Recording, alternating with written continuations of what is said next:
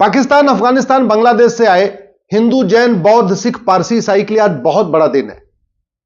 आज गृह मंत्रालय ने उनको नागरिकता देने के लिए नोटिफिकेशन जारी कर दिया है। वैसे तो सिटीजनशिप एक्ट में जो बदलाव हुआ था वो 2019 में हुआ था, लेकिन अभी तक रूल नहीं बना था और उसका नोटिफिकेशन इशू नहीं हुआ था। आज गृह मंत्रालय ने नोटिफिकेशन जारी कर दिया। क्यों जारी किया?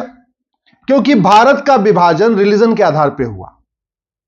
मुस्लिम्स ने कहा हम पाक हैं, हिंदू नापाक होते हैं, जैन, बौद्ध, सिख नापाक होते हैं, इसलिए हम हिंदू, जैन, बौद्ध, सिख के साथ नहीं रहेंगे, हमें एक अलग से देश चाहिए। मुस्लिम पाक हैं, हिंदू, जैन, बौद्ध, सिख नापाक हैं, तो इसलिए पाकिस्तान बन गया। अब पाकिस्तान बन गया तो वहां हिंदू, जैन, बौद्ध, सिख के साथ नाइंसाफी शुरू हो गई। इतनी ज्यादा नाइंसाफी शुरू हो गई कि लोग मजबूरी में वहां पे कन्वर्ट होने लग गए, इस्लाम कबूल करने लग गए।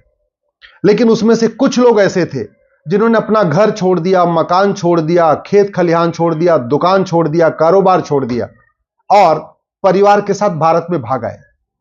किस लिए भाग आए? कि उनका सनातन धर्म बचा रहे, वो माथे पे तिलक लगा सके, जनेऊ पहन सके, हाथ में कलावा बांध सके। केवल इसके लिए उन्होंने सब कुछ पाकिस्तान में छोड़ दिया, अफगानिस्तान में छोड़ दिया, अपना सब कुछ बांग्लादेश में छोड़ दिया और भारत में आके शरण ले लिया। अब अगर भारत की सरकार उनको नागरिकता नहीं देती तो आखिर उनको कौन देता?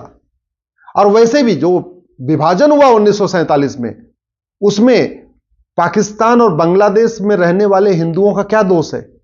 ये जो विभाजन हुआ था कोई रेफरेंडम करा के थोड़ी हुआ था। जो विभाजन हुआ था वो वहां रहने वाले हिंदू, जैन, बौद्ध, सिख के पूछ के नहीं हुआ था, लेकिन फिर भी बेचारे उससे परेशान होते रहे। और जब विभाजन भी हुआ तो जो डॉक्टर अंबेडकर चाहते थे, सरदार पटेल चाहते थे कि भाई जब रिलीजन के आधार पर विभाजन हो रहा है तो भारत से सभी मुस्लिम्स को आप पाकिस्तान भेज दीजिए और पाकिस्तान के सभी हिंदू, जैन, बौद्ध, सिख को भारत में ले लीजिए। लेकिन गांधी जी ने इसकी बात नहीं मानी। तो नतीजा यह हुआ कि जो लोग पाकिस्तान चाहते थे, पाकिस्तान बनाना चाहते थे, पाकिस्तान में जाना चाहते थे, उनको भी भारत में रोक दिया गया। और जो लोग पाकिस्तान में हिंदू, जैन रह रहे थे, हिंदू, जैन, बौद्ध, सिख, पारसी, ईसाई, उनको भी भारत आने से रोक दिया गया। न भारत के सारे मुस्लिम्स को पाकिस्तान में जाने दिया, न पाकिस्तान के सारे हिंदुओं को भारत में आने दिया। अब भारत में जो मुस्लिम्स रह रहे थे उनकी संख्या तो दिन दूनी रात चौगुनी बढ़ती गई। जो 4% थे, देखते देखते 5%, 6%, 8%, 10%, 14%, 15% तक आ गए।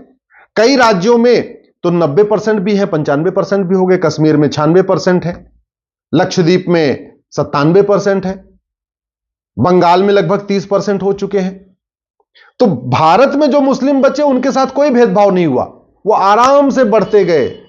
ना उनको किसी ने रोजगार में कोई भेदभाव किया, ना व्यापार में कोई भेदभाव किया, ना रहने में कोई भेदभाव किया। अच्छी तरीके से जैसे सब हिंदू, जैन, बौद्ध, सिख यहां पे रह रहे थे वैसे मुस्लिम भी रहते रहे। लेकिन बेचारे जो पाकिस्तान में और बांग्लादेश में हिंदू थे, जैन थे, बौद्ध से, उनके साथ थर्ड क्लास व्यवहार शुरू हो गया। न उनको वहां रोजगार का अधिकार, न बराबरी का अधिकार, न धार्मिक स्वतंत्रता का अधिकार, न राइट टू लाइफ, न राइट टू डिग्निटी, न राइट टू इक्वल अपॉर्चुनिटी। सारे उनके फंडामेंटल राइट खत्म हो गए और धीरे धीरे मजबूरी में वो कन्वर्ट होते गए। उनके पास दो रास्ता था। जो पाकिस्तान, बांग्लादेश, अफगानिस्तान में हिंदू थे उनके पास दो रास्ता था, या तो कन्वर्ट हो जाए या सब कुछ छोड़ के भाग जाए। तो बहुत सारे, अधिकतर तो वहीं कन्वर्ट हो गए। उन्होंने अपना खेत बचाने के लिए, अपना व्यापार बचाने के लिए, अपने घर मकान को बचाने के लिए और जो भेदभाव हो रहा था उससे बचने के लिए वो कन्वर्ट हो गए। उन्होंने अपना खतना कराया, इस्लाम कबूल कर लिया, जो भी तरीका होता है उसको उन्होंने किया। अपना उन्होंने जनेऊ छोड़ दिया, अपना तिलक लगाना छोड़ दिया, घर की मूर्तियों को फेंक दिया और अपना नाम भी बदल लिया, अपनी पहचान भी बदल लिया। उन्होंने हिंदी त्योहार छोड़ दिया, उन्होंने हिंदू व्यवहार छोड़ दिया, उन्होंने हिंदू रीति रिवाज छोड़ दिया, सब कुछ छोड़ दिया, हिंदू पहनावा छोड़ दिया। लेकिन उसमें से कुछ ऐसे थे, उन्होंने कहा नहीं, हमें खेत खलिहान हमारा रहे चाहे न रहे, दुकान मकान रहे चाहे न रहे, घर रहे चाहे न रहे, हम अपना सनातन धर्म नहीं छोड़ेंगे। और उन्होंने अपने बच्चों को लेके, अपने परिवार को लेके भारत में आ गए। लेकिन यहां भी उनको नागरिकता नहीं मिली। नतीजा यह हुआ, ना उनके बच्चे ठीक से पढ़ पा रहे थे, ना उनके बच्चे हायर एजुकेशन ले पा रहे थे, जो बेचारे पाकिस्तान, अफगानिस्तान, बांग्लादेश में सब कुछ छोड़ के आए, यहां आए, उनके साथ भी थर्ड क्लास बिहेवियर हो रहा था, उनको इक्वल अपॉर्चुनिटी नहीं मिली। अब ये जो सीए कानून में बदलाव हुआ 2019 में, और अब जब नोटिफिकेशन आ गया है, इसके जरिए उनको वो सारे अधिकार मिल जाएंगे जो हम भारतीयों को है। अब वो शुद्ध रूप से भारतीय कहलाएंगे। उनको करना क्या है, वो जहां रह रहे हैं अपने जिले में जाके डीएम कलेक्टर के यहां अप्लाई करना है। ऑलरेडी ऑनलाइन पोर्टल भी बन गया है, सब लोग वहां अप्लाई करेंगे। डीएम एक नोडल ऑफिसर की वहां अपॉइंट करेंगे, वहां जाके अपने डॉक्यूमेंट सौंप देंगे, वो कहां से आए हैं अपना सारा डिटेल दे देंगे और उनको सिटीजनशिप मिल जाएगी। अब कुछ लोगों का यह कहना है कि हिंदू, जैन, बौद्ध, सिख को तो नागरिकता दे रहे हैं अफगानिस्तान, पाकिस्तान, बांग्लादेश के, तो वहां के मुस्लिम्स को क्यों नहीं दे रहे? बड़ी सीधी सी बात है, अफगानिस्तान में किसी मुस्लिम्स के साथ भेदभाव नहीं होता। रिलीजन के आधार पे किसी मुस्लिम को टॉर्चर नहीं किया जाता। रिलीजन के आधार पे हिंदू, जैन, बौद्ध, सिख को ही टॉर्चर किया जाता है। पाकिस्तान में रिलीजन के आधार पे वहां के मुस्लिम को टॉर्चर नहीं करते। वहां पे मुस्लिम्स को कन्वर्ट होने के लिए वो तो ऑलरेडी मुस्लिम को कन्वर्ट क्यों कराएंगे? जो कन्वर्ट कराया जाता है हिंदू, जैन, बौद्ध, सिख, पारसी, ईसाई को कन्वर्ट कराया जाता है। ऐसे बांग्लादेश में भी। और नतीजा भी आप देखिए ना कि अफगानिस्तान में मात्र 20 हिंदू बचे हैं, मात्र 20। अफगानिस्तान का मतलब दुर्योधन का ननिहाल, गंधार, जहां से माता गांधारी आई थी, जहां 1805 में प्रधानमंत्री थे पंडित नंदराम टिक्कू, अफगानिस्तान के बड़े प्रतापी राजा थे। अफगानिस्तान एक हिंदू राष्ट्र था, पूर्णतः हिंदू राष्ट्र। लेकिन नतीजा क्या हुआ? सब कन्वर्ट कराते गए कराते गए कराते गए, अब तो बेचारे 20 बचे हुए। अब वो जो 20 वहां हैं, वो भी वेट कर रहे थे कि अगर भारत की सरकार नागरिकता देना शुरू करेगी तो वो भी वहां अपना सब कुछ छोड़ के भाग आएंगे और भारत की नागरिकता ले लेंगे। ऐसे ही पाकिस्तान का जब बंटवारा हुआ तो पाकिस्तान में लगभग 25% हिंदू, जैन, बौद्ध, सिख थे। टोटल जो हिंदुओं की जनसंख्या थी, हिंदू का मतलब हिंदू, जैन, बौद्ध, सिख, उसकी 25% जनसंख्या थी।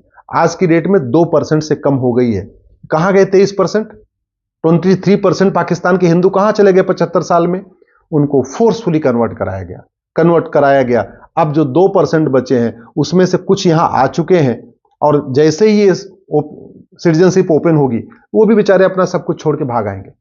ऐसे ही बांग्लादेश में 30% के आसपास हिंदू थे, आज की डेट में 7% बचे हुए। 23% बांग्लादेश से भी खत्म हो गए। जो 7% बचे हैं उनके साथ क्या हो रहा है आप देखते रहते होंगे, किस तरीके से हिंदू, जैन, बौद्ध, सिख की बेटियों को उठा लिया जाता है, उनके मंदिर को तोड़ दिया जाता है। जब त्योहार मनाते हैं तो वहां पत्थरबाजी की जाती है, कई बार आगजनी की जाती है। उनका अगर खेत में फसल तैयार हो जाती है, एकदम फसल पूरी पक चुकी होती है, उसमें आग लगा दिया जाता है। तो नतीजा आज नहीं तो कल बेचारे वो भी जाएंगे। अब भारत की सरकार अगर पाकिस्तान, अफगानिस्तान, बांग्लादेश के हिंदुओं को अगर नागरिकता नहीं देगी, जैन, बौद्ध, सिख को नागरिकता नहीं देगी, कौन देगा? और जहां तक मुस्लिम्स की बात है तो वैसे भी वहां के मुस्लिम वहां आराम से हैं, उनको कोई फोर्स नहीं कर रहा है कि पाकिस्तान छोड़ के भागो। बांग्लादेश के मुस्लिम्स को कोई नहीं कह रहा है कि बांग्लादेश छोड़ के भागो। अफगानिस्तान के मुस्लिम्स को कोई नहीं कह रहा है कि तुम अब देश छोड़ के भागो। वहां जो देश छोड़ के भागने के लिए कहा जाता है वो केवल और केवल गैर मुस्लिम को कहा जाता है, जिसको काफिर कहते हैं। तो जो पाकिस्तान में भेदभाव है वो पाक नापाक के आधार पर है कि भाई मुस्लिम पाक होते हैं, गैर मुस्लिम यानी काफिर होते हैं, नापाक होते हैं। अफगानिस्तान में जो भेदभाव होता है वो भी पाक नापाक के आधार पर होता है कि मुस्लिम पाक है, जो गैर मुस्लिम नापाक है, ये काफिर है, ये छोड़ के भागे। बांग्लादेश में भी जो भेदभाव हो रहा है वो भी पाक नापाक के आधार पर हो रहा है कि भाई मुस्लिम पाक है, जो गैर मुस्लिम नापाक है। तो इसलिए ये जो कानून बना है, इसका मैं सिटीजनशिप एक्ट में जो अमेंडमेंट हुआ इसका मैं स्वागत करता हूं। केंद्र सरकार ने जो नोटिफिकेशन जारी कर दिया उसके लिए मैं धन्यवाद देता हूं। और मैं अब आम जनता से, भारत के आम जनता से रिक्वेस्ट करता हूं, अगर आपके आसपास कोई हिंदू, जैन, बौद्ध, सिख आया हुआ है, उसकी थोड़ी मदद करिए, उसको नागरिकता दिलवाने में मदद करिए। उसको और भी अगर कोई फाइनेंशियल उसकी समस्या है, उसके घर की समस्या है, उसमें मदद करिए। वहां के तहसीलदार से, वहां एसडीएम से, वहां एडीएम से मिलके उसको प्रधानमंत्री योजना के अंतर्गत मकान मिलता है वो मकान दिलवाइए, उसको राशन कार्ड दिलवाइए, उसको आधार कार्ड दिलवाइए, उसका ड्राइविंग लाइसेंस बनवाइए, उसका वोटर आईडी बनवाइए और उसका स्वागत करिए। एक तरीके से उन बेचारे हिंदू, जैन, बौद्ध, सिख जिनको नागरिकता मिली है ना, उनके साथ एक त्योहार मनाइए। अभी होली आने वाली है तो मैं तो आप सबसे आग्रह करता हूं, अगर आपके आसपास जो पाकिस्तान, अफगानिस्तान, बांग्लादेश के बेचारे हिंदू, जैन, बौद्ध, सिख भाई, पारसी, ईसाई आए हैं, उनके साथ मिलकर होली बनाइए। कम से कम उनके बच्चे भी हमारे बच्चों की तरीके यहाँ भारत में रहेंगे, भारत में पढ़ेंगे, भारत में आगे बढ़ेंगे। और जो उनके ऊपर एक कलंक लग गया था, जो उनके इतनी जो इतने दिन उन्होंने अपमान सहा है, वो भी धीरे धीरे भूल जाएंगे। नहीं तो उनकी जिंदगी तो नर्क हो चुकी थी, इस कानून के जरिए अब उनको एक अच्छी जिंदगी मिल जाएगी।